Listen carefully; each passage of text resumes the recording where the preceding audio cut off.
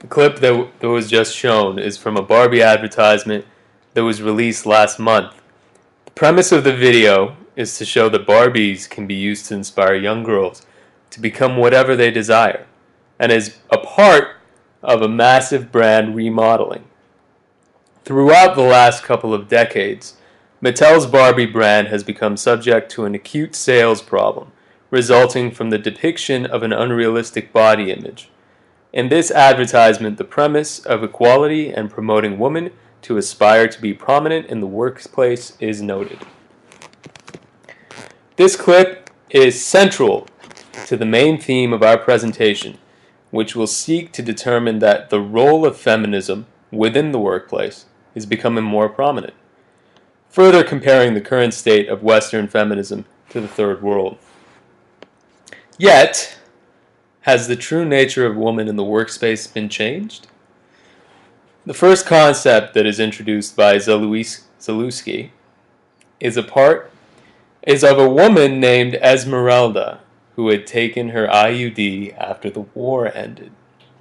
This centered around the concept that during a time of war, it would have been irresponsible to conceive a child, yet after the war, she once more regained the overwhelming pressure to become a good mother.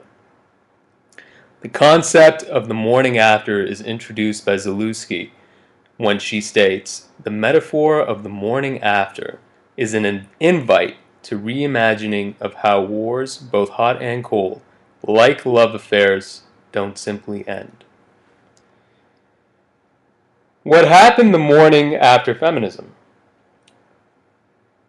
Did something new begin? Or just the continuation of the same old regime? The case of Esmeralda perfectly emulates the struggles that women are subject to on an everyday basis, as there is always a change in the woman's personal and professional expectations. Throughout time, there has constantly been a push for women to adopt a domesticated persona, even if it means abandoning their professional life. An example of a Western outlook on this feminism trend can be linked to the current expectation that during a young woman's youth, she will prioritize her education, often shaming women who are dubbed teen moms. Yet after obtaining education and reaching an appropriate childbearing age, women once more are often subject to the same struggle that Esmeralda was in the previous example. Women reach childbearing age. When women reach childbearing age, they often become discriminated against, as employers assume women will soon become pregnant, requiring maternity leave. A third of managers would rather employ a man in his 20s or 30s over a woman of the same age for fear of maternity leave, according to a new study. And additionally, a survey of 500 managers by law firm Slater and Gordon showed that more than 40% admitted they are generally wary of hiring a woman of childbearing age, while a similar number would be wary of hiring a woman who has already had a child or hiring a mother for a senior role. Pregnancy discrimination is immoral, illegal, and completely unacceptable in the Western world. This is still a major aspect of everyday life for women. It seems as though women cannot win. The concept of Western feminism has introduced the premise of women being equally regarded as men and given the same opportunities. Yet there has been numerous cases that demonstrates this.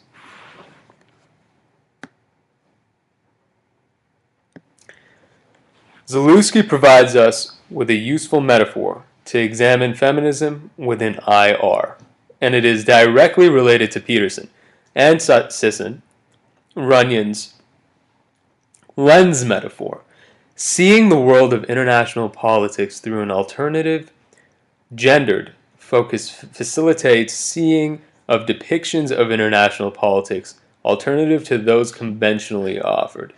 Her metaphor of a lens is useful in analyzing how feminism is depicted in international relations, but also whether it is successful in its various plights.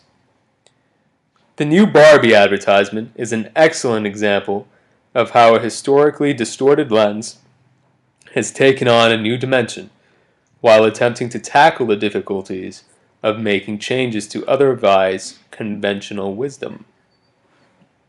Zalewski states that these lenses are graphic depictions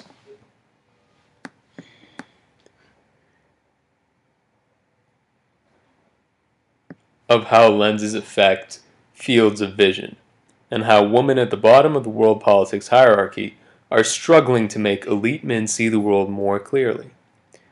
The old Barbie depicted an image of a woman that was unrealistic. It encouraged girls to aspire to the stereotypical gender roles made for women to fulfill, to exemplify beauty, sensitivity, and domestication, while the new advertisement encourages women from a young age to seek those career and personal aspirations which are truly intimate to their lives. Another excellent example of the use of lenses in disempowering women historically has been in how the media portrays news stories and what specifically they chose to report on. Cynthia Enloe states that feminism routinely count how many men and how many women are interviewed in a political news story. A ratio of 6 to 1 or 7 to 0 is common. But since 2000, women have broken through this wall of limitations and have taken to social media in order to express their concerns and demand their equality. Enloe states that women have become skilled bloggers, users of Twitter, Tumblr, YouTube, and Facebook. These innovations are not dissimilar to suffragists in the early 1900s who set up their own printing presses in order to forward their plight for equality among the genders. An article by Time magazine states that in today's technological age, the hashtag has become exponentially powerful among feminists. Organizations in the Western world employing strategies and campaigns such as the hashtag Why I Stayed campaign shortly after the Ray Rice domestic violence case, and the Yes All Women campaign, which promotes women to share cases of misogyny and violence against women. Lenses are also beginning to change with regards to women in power positions. And this has allowed certain women to rise to the positions of power that have historically been unheard of. However, there is still considerable room for improvement in this area. A recent study demonstrates Americans still prefer a male to a female boss. By 2013, 41% of Americans preferred a male boss to 23% preferring a female boss. The article by The Guardian also suggests that the explanation may in fact be psychological. Both women and men unconsciously view men as leaders and women as followers, so that when a woman is promoted to senior leadership, she disrupts unconscious collective norms. And this may be one of the ways that lenses, although gradually changing, still serve as an impediment to women in their personal and career aspirations. So there have been some changes to these gendered lenses, which help us to see where feminism is currently, but the question now must be, where is feminism going? Zalewski touches on Alice in Wonderland. Would you tell me, please, which way I ought to go from here? That depends a good deal on where you want to get to. Feminism, making its debut in IR through the 1980s, has made great strides towards promoting equality between the sexes, and as Zalewski notes, housewives, fishwives, film stars, mothers, and sex workers all began to make an explicit appearance on the IR scene. Excellent examples of these great strides have been the women which have risen to power in the world of politics, such as presidential candidate Hillary Clinton and Brazilian President Dilma Rousseff. Additionally, women in pop culture have marked their presence in a way that has been unprecedented in the world, with figures such as Oprah Winfrey, Beyonce Knowles, and Ellen DeGeneres making their way to the Forbes Top 100 of the world's most powerful women list.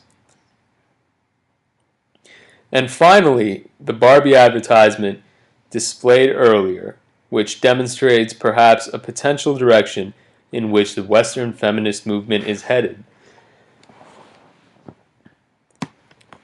towards the alteration of the path and the aspiration towards a more aggressive demand for equality using grassroots approach. Girls are the target market.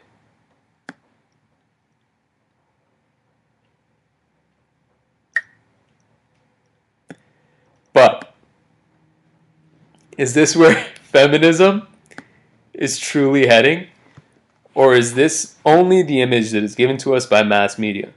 Is the truth that women in the most powerful political and social positions in the world are indicators of the direction of feminism in the global political system? Post-colonial feminism doesn't seem to think so.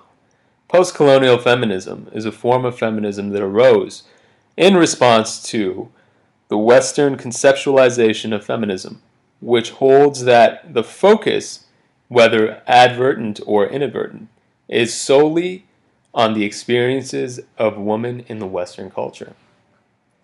Post-colonial feminism arose as a critique to the feminist theories of the developed world, and the problems it addresses can be found throughout literature.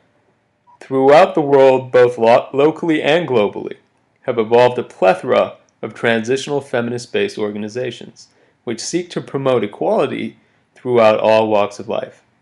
Just a few examples of these are Women Living Under Muslim Law, International Network of Women in Black, Our Bodies, Ourselves, Global Network, and Women's Initiative for Gender Justice, to name a few. Interestingly, though, we never hear about these organizations. And why, you may ask? Cynthia Enlow responds by stating that editors, mainstream experts, and academics employ several strategies to dismiss the value of these groups' impacts. One way they do this is by dismissing them as representing only a special interest group, and by contrast, the international experts are only interested in the big picture, and their actions therefore are perceived only to demonstrate their self-interests.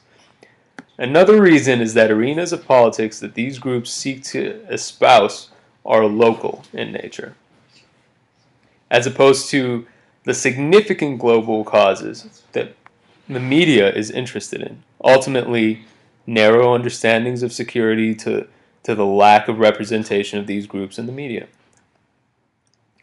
The fact that many of the world's most progressive and forward-thinking organizations seeking to empower women are the most underreported organizations in the mass media may be an indication that the way feminism is headed may not be the direction it should be headed.